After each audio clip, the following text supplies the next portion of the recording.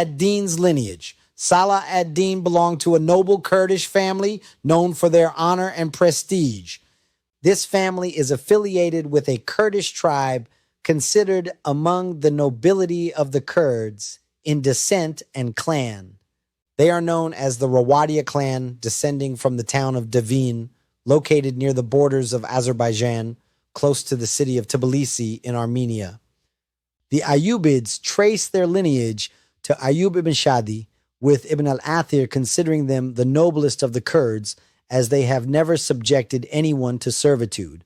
Salah ad-Din's father, Najm al-Din Ayyub, and his uncle, Asad al-Din Shirkuh, were not of pastoral background, but held a high level of expertise in political and administrative affairs. Some Ayyubids attempted to deny their Kurdish origin and instead associate themselves with Arab lineage in general, and specifically with the Umayyad bloodline. Regardless of the Ayyubids' lineage, their appearance on the stage of events in the Islamic East became evident from the 6th century Hijri or 12th century CE, when Shadi, their great-grandfather, held some administrative positions in the fortress of Tikrit. Tikrit, located on the right bank of the Tigris River north of Samarra, controlled most of the major routes between Iraq and the Levant, with most of its inhabitants being Kurds. Shadi moved to Tikrit with his sons Najm al-Din Ayyub and Asad al-Din Shirkuh, gradually assuming administrative positions until his son Najm al-Din Ayyub succeeded him. Interestingly, some historians go to great lengths in their research to trace Salah ad-Din's family lineage back to Mudar, ultimately linking to Mudar, who belongs to the Adnanite lineage. It seems as if they aim to attribute every eminent non-Arab figure to an Arab lineage. It is as if all virtues and honors are restricted to Arabs, specifically to them, as if a non-Arab Muslim, according to their limited perspective, cannot build glory, establish civilization, immortalize memory, or defend his religion with zeal and eloquence. This includes Muhammad al-Fatih, Nur ad-Din, and Imad ad-Din from the Turks, as well as the Buyid system from the Persians, the Ayyubid family from the Kurds, and Yusuf ibn Tashfin from the Berbers. Allah honored the Arabs with spreading the Islamic message, and those who were most sincere to their faith were honored by Allah. We stand against blind fanaticism and detestable racism. The principle of Islam is the believers are but brothers. Quran 49:10. Its method remains steadfast. Indeed, the most noble of you in the sight of Allah is the most righteous of you. Quran 49:13. Najm al-Din served the Seljuk Sultan Muhammad bin Malik Shah with trustworthiness, intelligence, integrity, and bravery. He was entrusted with the administration of the fortress of Tikrit, where he excelled in governance, maintained order, rid the land of troublemakers and bandits, and developed and improved the land. Similarly, Abu Shama mentions that Asad al-Din Shirkuh was among the prominent princes under the Seljuks who administered a large fiefdom in Tikrit and its surroundings. The value of his fiefdom was estimated at about 900 dinars annually, a significant amount in that era. Birth of Salah ad-Din, Salah ad-Din al-Ayyubi, was born in the year 532 AH, which corresponds to 1137 CE, in the fortress of Tikrit, an ancient town closer to Baghdad than Mosul. This order came due to the killing of Salah ad-Din's paternal uncle by one of the fortress commanders. The commander had dishonored a woman under his protection, leading to a matter of honor. Shirkuh sought vengeance for the honor and chivalry when the woman sought his help, leading to the commander's death. Baruz, in a dilemma, pondered whether to keep them with him or command their departure.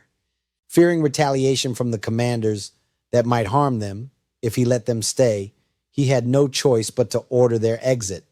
He brought them out, showing concern for their safety, and asked them to leave Tikrit in the night. The two men set out for Mosul, carrying their families, with Najm al-Din's son, the newborn Salah, accompanying them. According to the author of Wafayat al-A'yan, Ayub had been pessimistic about the birth of his new son, Salah ad-Din.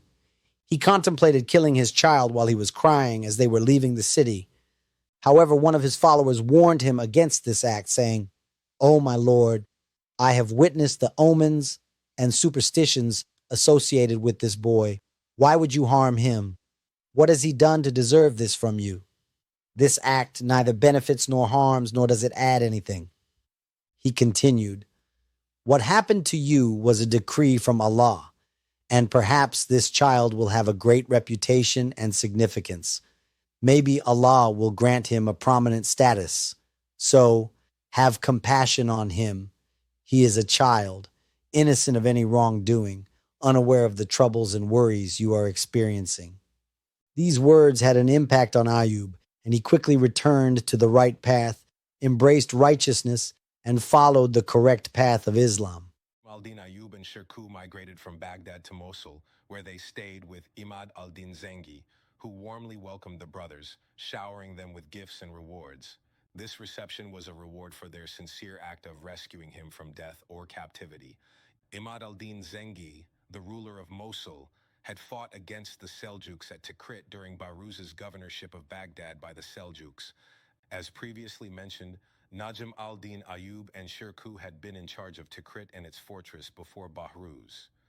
The result of Imad al-Din's war against the Seljuks was a defeat of his army while marching back to Mosul.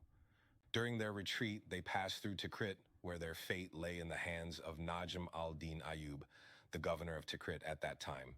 He had the choice to keep them alive or kill them. Najm al-Din chose kindness over cruelty. He, along with his brother Shirkuh, aided Imad al-Din and facilitated their escape and safety until they reached Mosul. This act of kindness and noble conduct had a lasting impact, yielding the best results in building the Ayyubid dynasty and establishing the glory of Islam through Salah ad-Din. When the two men reached Mosul, they were welcomed by Imad al-Din, as mentioned earlier, who rewarded them for their kindness in Tikrit. He granted them land to live on, honored and respected. Nur al-Din later passed away, and Nur al-Din, the one with the long arm, succeeded him. This occurred with the assistance of the Ayyubids, enabling him to annex Damascus under his reign. They were preoccupied and delayed their response, but after a prolonged siege, a peace treaty was reached, and Najm al-Din moved to Damascus, becoming one of its prominent rulers. When the continuation of Salah ad-Din's journey, in the same year, Salah ad-Din joined the service of his uncle, Asad al-Din Shirkuh.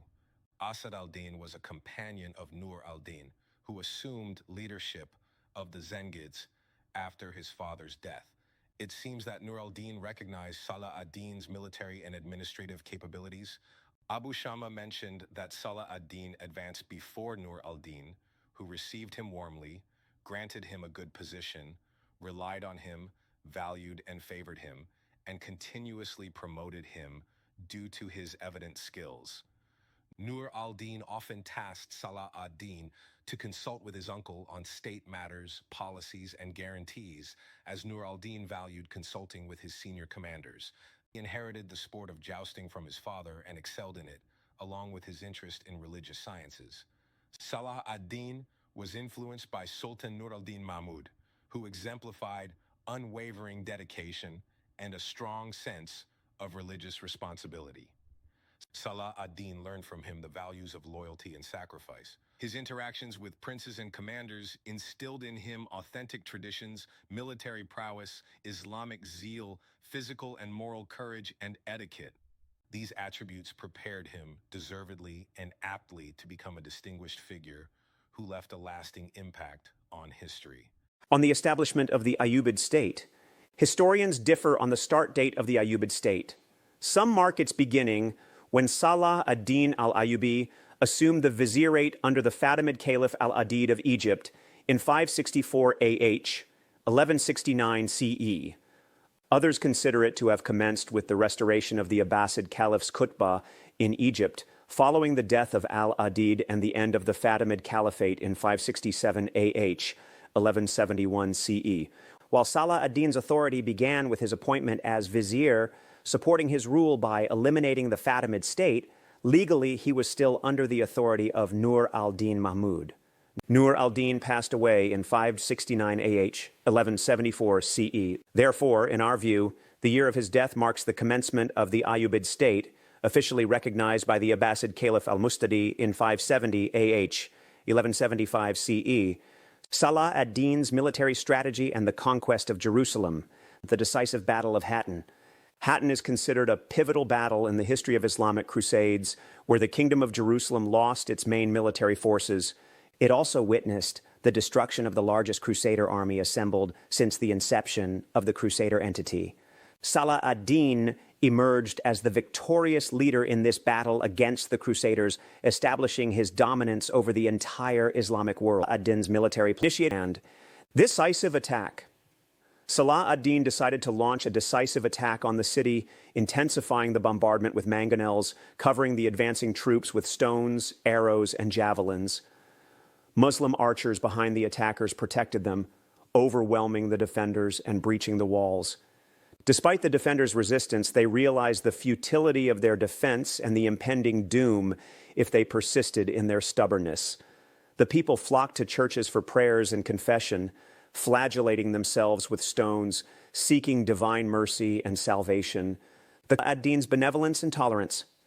After the conquest of Jerusalem, Salah ad-Din ordered the restoration of the city to its pre-Crusader Islamic state. The Crusaders had altered many Islamic landmarks in the city, such as placing a large cross atop the Dome of the Rock. Salah ad-Din commanded the removal of this cross. The last days in the life of Saladin al-Ayyubi. According to the book Saladin al-Ayyubi by Ali Muhammad al-Salabi, on a Saturday night, Saladin felt a great fatigue. By midnight, he was overcome by a yellow fever, more intense in his stomach than in his back. The next day, the 16th of Safar, he showed signs of the fever, although he kept this hidden from others. Judges Ibn Shaddad and Al-Fadil visited him, and discussions about his night concerns continued until nearly noon.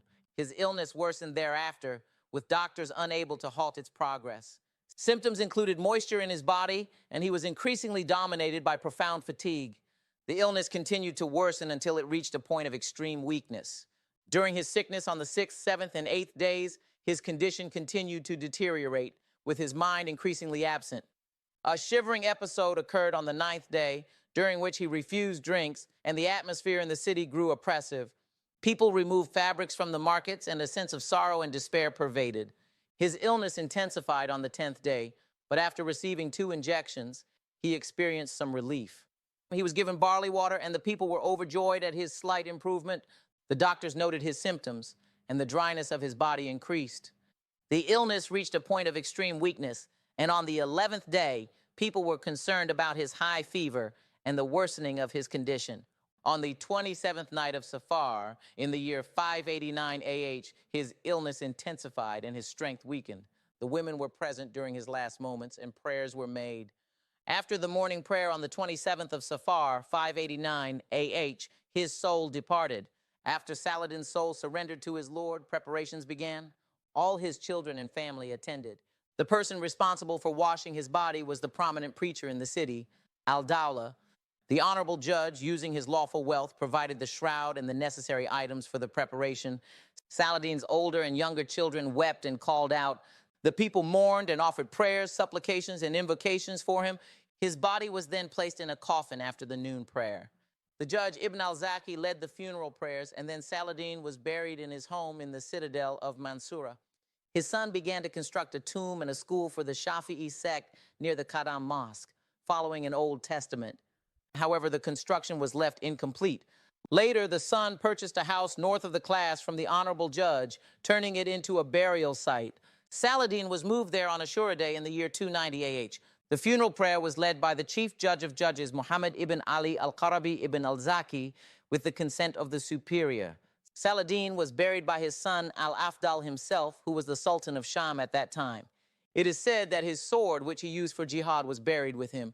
It is remembered that Saladin, may God have mercy on him, did not leave behind in his treasuries anything but a single Syrian dinar and 40 Nasiri dirhams.